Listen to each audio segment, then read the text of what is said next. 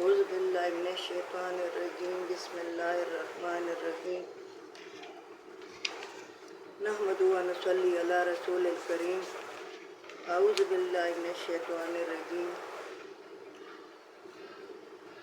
میری بہنوں، میرے بھائیوں، میرے عزیز ہم وطنوں، میرے بچوں، غیر مسلم سب کے لیے قرآن اور میں سب کے لیے بیان کرنی ہوں کہ اللہ تعالیٰ نے یہ تمام عالموں کے لیے بھیجا ہے۔ تو یہاں میں نے 252 آیات تک میں نے وہ ویلوڈ بنایا تھا۔ اب میں 253 آیات سے شروع کر رہی ہوں اور یہ تیسرا سپارہ شروع ہو رہا ہے۔ تو یہ وہ طالوت اور جالوت کا بیان ختم ہو گیا ہے۔ اب اللہ تعالیٰ فرماتا ہے تِلْکَ الرُّسُلُ فَضَّلْنَا بَعْضَهُمْ عَلَىٰ بَعْضٍ، اس طرح یہ پیغمبر ہے کہ ہم نے فضیلت دی بعضوں کو بعضوں پر۔ یہ جو پیغمبر گزرے ہیں اس طرح 1,24,000 پیغمبر میں نے فضیلت دی بعضوں کو بعضوں پر۔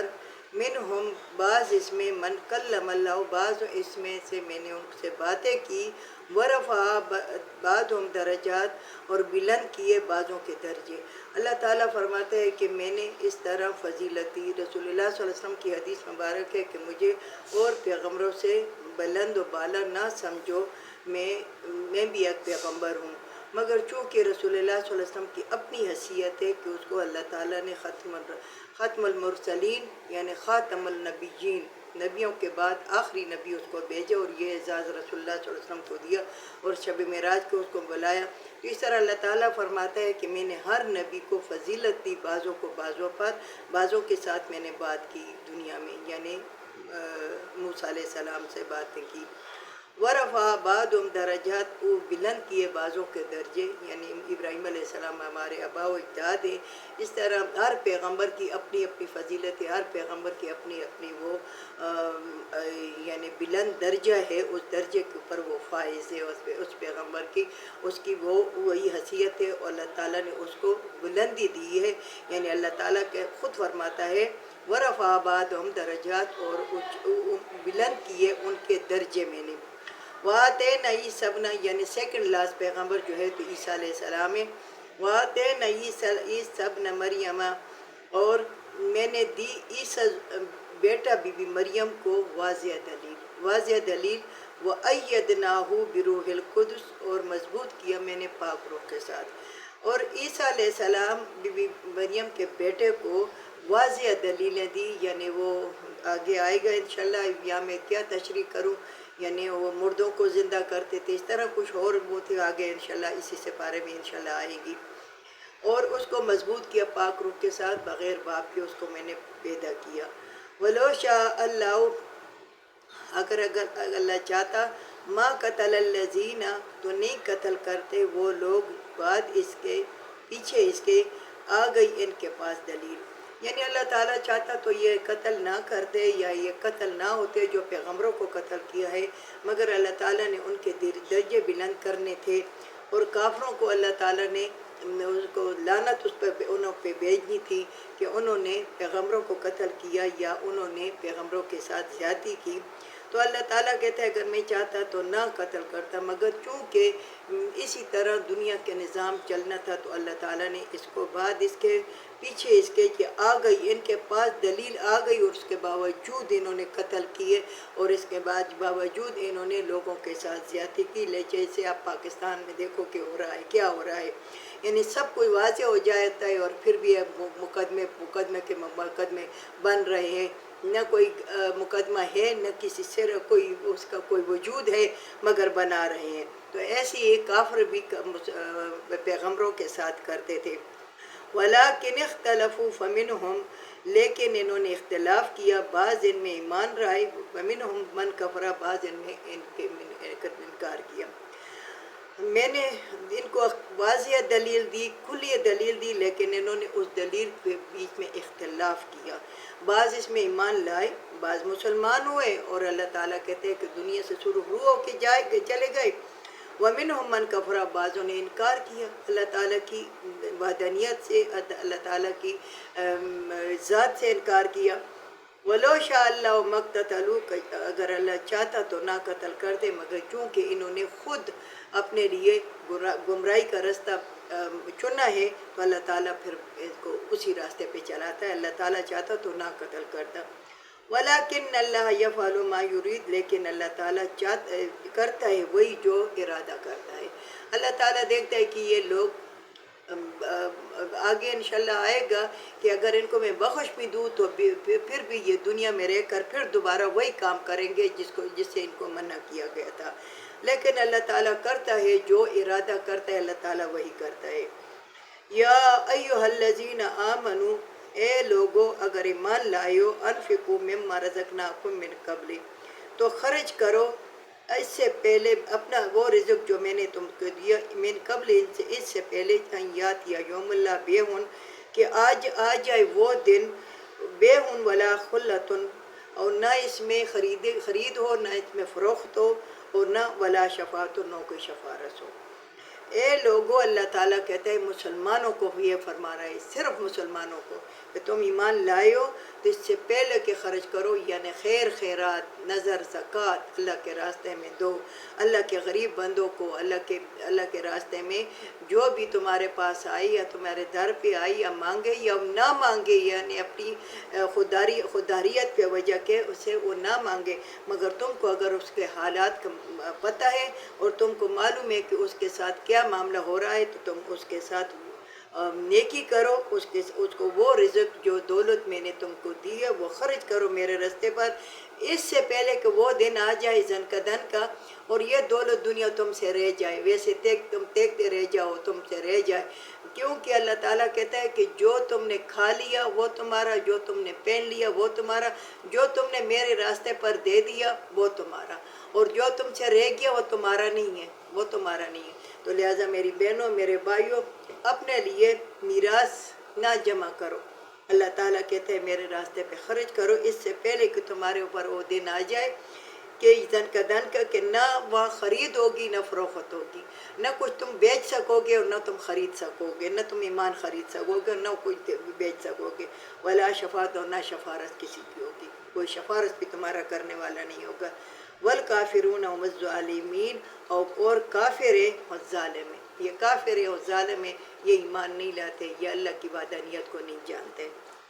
آگے آیات الکرسی میں اللہ تعالیٰ کہتا ہے کہ یہ وہ چیز ہے، یہ وہ حیات ہے قرآن میں رکھی ہے، اس میں اعظم ہے، اس میں بڑا اعظم ہے، یعنی اللہ کا خاص نام ہے، اور اس کو اگر فرضوں کے بعد پڑھو تو وہ بھی اللہ تعالیٰ کہتا ہے کہ ایک پاؤں تمہارا دنیا میں ہوگا، دوسرا جنت میں ہوگا، اور اس کو رات کو پڑھ کے سو جاؤ تم، یعنی آیات الکرسی کو آگے پیچھے اول آخر تم درود شریف پڑھ کے آیات الکرسی جتنی دفعہ بھی تم پڑھو تو تم محفوظ ہو جاؤ گے، تمہیں کوئی چور و چکا، کوئی دشمن، کوئی کیڑا مکوڑا، کوئی خطرناک چیز، کوئی بھی جان لیوا چیز تمہیں نہیں چھو سکے گی۔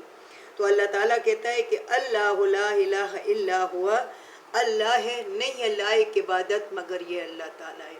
اللہ ایک ہے، اللہ کے سے کوئی عبادت کے لائق نہیں ہے، کوئی انسان، کوئی چیز عبادت کے لائق نہیں ہے، الا ہوا، مگر صرف اللہ عبادت کے لائق ہے، صرف اللہ عبادت کے لائق ہے، اور اسی کی عبادت کرو۔ الحی القیوم، زندہ ہے اور قائم ہے، زندہ ہے، اس کو موت نہیں ہے، اس کو موت نہیں آتی، اور قائم ہے، مضبوط ہے اپنی جگہ پہ اللہ رب الکریم۔ لا تاخذو سنۃ ولا نوم، نہیں آتی اس کو اونگ، جیسے ہم بیٹھ جاتے ہیں ایسے اونگ جاتے ہیں، یہ بھی نہیں آتی سنۃ ولا نوم، نہ اس کو اونگ آتی ہے اور نہ ان کو نیند آتی ہے، نہ اللہ کو اونگ آتی ہے، کیونکہ یہ انسان تو نہیں ہے کہ تھک جائے تو اونگ جائے، تھک جائے تو سو جائے، یہ اللہ کی رب الکریم کی ذات ہے، یہ وہ ذات ہے، یہ قائم و دائم ہے اور ہمیشہ رہے گی، اور ہمیشہ تھی، ہمیشہ رہے گی، ہمیشہ رہے گی۔ نہیں آتی اس کو نیند، اونگ، اور نہ اس کو نیند آتی ہے۔ لہو ما فی السماوات و ما فی الارض، اور اس کی بادشاہی آسمانوں اور زمینوں پر، اس کی بادشاہی آسمانوں اور زمینوں پر ہے۔ من ذا الذی یشفع عندہ، کوئی شخص ایسا ہے جو اللہ کے آگے سفارش کرے. من ذا الذی یشفع، کوئی شخص ایسا ہے جو اللہ کے سامنے سفارش کرے کسی کی، الا باذنی، مگر جس کو اللہ تعالیٰ حکم دے، اجازت دے. جس کو اللہ تعالیٰ حکم دے گا اس کو اجازت ملے گی اور وہ سفارش کرے گی اور کرے گا. الا باذنی، اس کے حکم سے. جس کے لیے وہ سفارش کرنے کا حکم دے گا اسی کے لیے ہوگی، اور جس کی سفارش وہ کرے گا اس کو بخشا جائے گا. اور وہ کون ہے؟ سفارش کرنے والے کون ہیں؟ پیغمبر، نبی، اولیاء، عالم دین، شہداء، صالحین. ترجمے سے قرآن پڑھنے والے، تجویز سے قرآن پڑھنے والے، سیکھنے والے، قرآن کو ٹائم دینے والے، مگر اس پر وہی سے عمل کرنے والے. علم تو شیطان کے پاس بھی بہت تھا، علم تو شیطان کے پاس بھی بہت تھا. اس پر عمل کرنے والے، اس کا خیال رکھنے والے کہ جو کچھ اللہ نے فرمائے ہم نے وہی کرنا ہے، ہمیں وہی بتانا ہے، اس کے علاوہ ہم نے کچھ بھی نہیں بتانا. اپنے آپ سے قرآن میں کوئی چیز علول نہیں پیدا کرنا، خلول نہیں پیدا کرنا قرآن میں. مگر جس کو اللہ چاہے گا اس کے حکم سے اللہ تعالیٰ وہ سفارش کرے گا. وہ ماں باپ ہیں، رشتہ دار ہیں، بہن بھائی ہیں، جیسے بھی ہیں، مگر جس کے لیے اللہ کہے گا تو اس کے لیے سفارش ہوگی. یعلم ما بین ایدیہم وما خلفہم، سمجھتا ہے وہ جو تمہارے آگے ہے، جو تمہارے پیچھے. وہ جانتا ہے جو تمہارے آگے چل رہا ہے، جو تمہارے پیچھے چل رہا ہے، جو تم آگے کر رہے ہو، جو تم پیچھے کر رہے ہو، جو بھی تم دائیں بائیں، تمہارے اللہ کے فرشتے کرامن کاتبین تمہیں دیکھ رہے ہیں. کرامن کاتبین تمہارے شانوں پر بیٹھے اور تمہیں دیکھ رہے ہیں، وہ لکھ رہے ہیں جو بھی تم کرتے ہو. وَلَا يُحِيطُونَ بِشَيْءٍ مِّنْ عِلْمِهِ، اور نہیں گھیراؤ پا سکتا کوئی کچھ چیز اس کے علم پہ. اس کے علم تک کوئی بھی نہیں پہنچ سکتا. اللہ غفور رحیم کے علم تک کوئی بھی نہیں پہنچ سکتا. نہ دنیا، نہ آسمان، نہ زمین و آسمان میں کوئی بھی نہیں پہنچ سکتا اللہ کے علم کے. نہ فرشتے، نہ انسان، نہ جنات، نہ چرندے پرندے، کوئی چیز اللہ کے علم تک نہیں پہنچ سکی. اللہ کا علم وسیع ہے، وہ بہت وسیع ہے.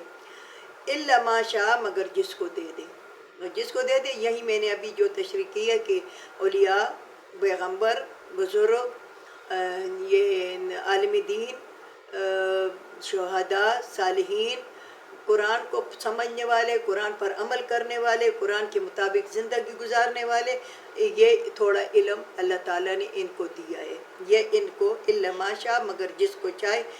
وَلَا يُحِيطُونَ بِشَيْءٍ مِّنْ عِلْمِهِ، کوئی گھیراؤ نہیں پا سکتا اس کے کچھ چیز اس کے علم پہ مگر جس کو وہ چاہے. وَسِعَ كُرْسِيُّهُ السَّمَاوَاتِ وَالْأَرْضِ، وسیع بڑی یہ کرسی اس کی آسمانوں اور زمینوں پر ہے. میری بہنوں، میرے بھائیوں، ہم اس میں تصور میں نہیں لا سکتے کہ وہ کرسی کیسی ہے. ہم تصور میں نہیں، اور نہ لا سکتے اور نہ لائیں گے اور نہ لانے کی کوشش کریں گے. یہ اللہ ہے، اللہ جیسے بھی بیان کرتا ہے بس ٹھیک ہے، اللہ نے بیان کیا، اس کی کرسی آسمانوں زمینوں سے بڑی ہے. وَلَا يَئُودُهُ حِفْظُهُمَا، اور نہیں تھکتا حفاظت ان دونوں کی. زمین آسمان تھا، 7 زمینیں، 7 آسمان، جو کچھ بھی پیدا کیا، سمندر، دریا، پہاڑ، جو کچھ اللہ تعالیٰ نے ذرہ ذرہ پیدا کیا، وہ ان کی حفاظت کرنے کے بھی وہ تھکتا نہیں ہے. اسے کوئی تھکاوٹ نہیں ہوتی کہ میں تھک گیا ہوں، کہ اس کو تھکاوٹ نہیں ہے. وَهُوَ الْعَلِيُّ الْعَظِيمُ، اور وہ اللہ بلند ہے اور بڑا ہے. وہ اللہ جو ہے وہ بلند ہے اور بڑا ہے. لا اکراہ فی الدین، نہیں ہے زبردستی دین میں. دین میں کوئی زبردستی نہیں ہے. زور سے تم کسی کو پکڑ کے نہ مسجد لے جا سکتے ہو، اور نہ اس کو زور سے تم مصلی پہ کھڑا کر سکتے ہو، نہ اسے قرآن پڑھا سکتے ہو، نہ اس پہ کسی مرد پہ داڑھی رکھوا سکتے ہو، نہ اس پہ سر پہ ٹوپی رکھوا سکتے ہو. مگر اویئرنس پیدا کرو، ان کو بتاؤ کہ میرے بھائی، میرے بہن، آگے ہماری منزلیں یہ ہیں، ہمیں چاہیے کہ ہم اس منزل کے لیے تیاری کریں. مگر ایک زبردستی دین میں نہیں ہے، زبردستی دین میں نہیں. ہاں اپنی اولاد پر زبردستی ہے، اپنی اولاد.